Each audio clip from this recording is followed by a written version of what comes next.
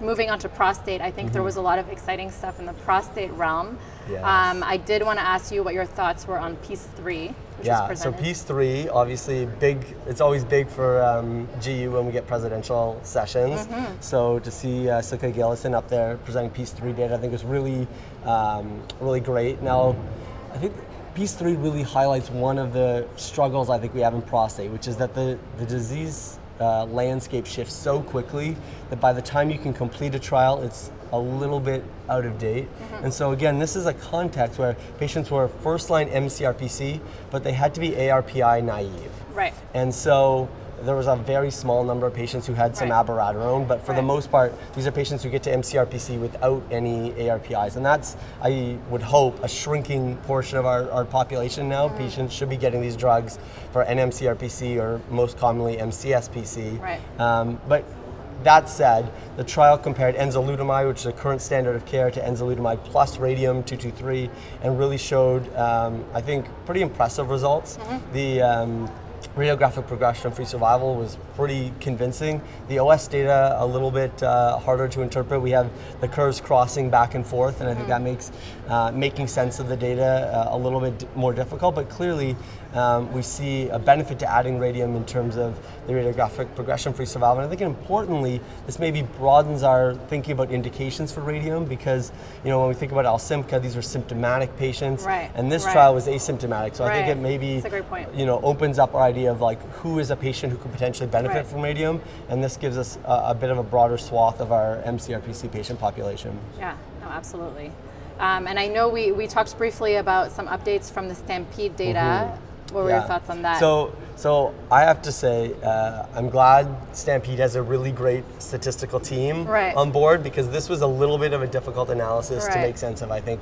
But I think the key takeaways are twofold. Number one is, we always want better biomarkers to drive our treatment decision making. In GU, for almost all the cases, maybe we spare a few examples around homologous recombination repair, we're making broad swath decisions and we're not really doing personalized therapy. So the idea here was to see if you can identify a biomarker that is both prognostic, i.e. identifies the patients who are going to do poorly, and predictive, to tell you which treatment approaches are most likely to benefit them.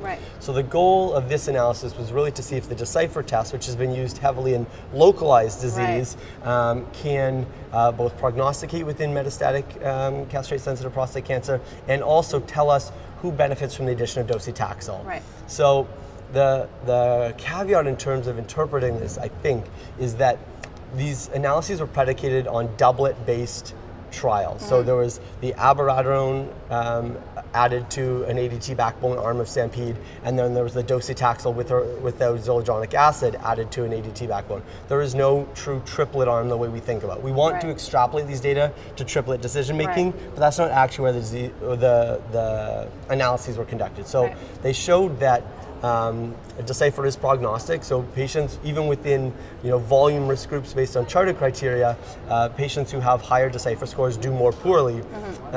Importantly, Decipher did not, within those groups, distinguish the benefit of adding abiraterone, so we would not want to make ARPI kind of decisions based on that. But it did show that patients who had a higher Decipher score derived greater benefit from the addition of docetaxel. So the obvious implication is we want to use that to build on an ARPI plus ADT backbone and say that maybe this would tell us who gets triplet. I think that's a bit of a leap. We don't really have that data here, but that's the obvious goal of where this kind of analysis is going. And so, I think there's more work to be done, but it's a good first start using a really well-established biomarker in localized disease in the more advanced setting. Definitely. And I think in that same session we saw, going back to our piece 3 conversation, a different form of radioligand therapy and a big focus on lutetium PSMA. So I want you to take away. Yes, so we heard about 2 back-to-back updates with lutetium-based therapy. So we had the UpFrontPSMA study, which is using lutetium-617, and then we had SPLASH, which is lutetium INT for abbreviation, and similar settings. So MCRPC for patients that have progressed on prior ARPI that had a control arm of an ARPI switch. So some may have issue with the ARPI switch, but of course a lot of patients don't want to proceed with chemotherapy. So still there may be a patient population that wants to avoid chemotherapy. So there was a PFS benefit seen in both trials. Of note, the dose of the lutetium overall was higher in the upfront PSMA. We also saw a higher incidence of dry mouth, and there's some thought that that small molecule binder, the 617, has more uptake in the salivary glands than the INT small molecule binder. That being said, we're seeing a PFS benefit. We're seeing not that much more toxicity. So we're thinking, you know, in the pre-chemo era, are we going to be seeing more lutetium? Are we going to be able to get it approved for patients that we're going to be seeing in clinic next week? So I think this adds more data to that argument, which is exciting because I certainly have a lot of patients that want to avoid chemotherapy at all costs.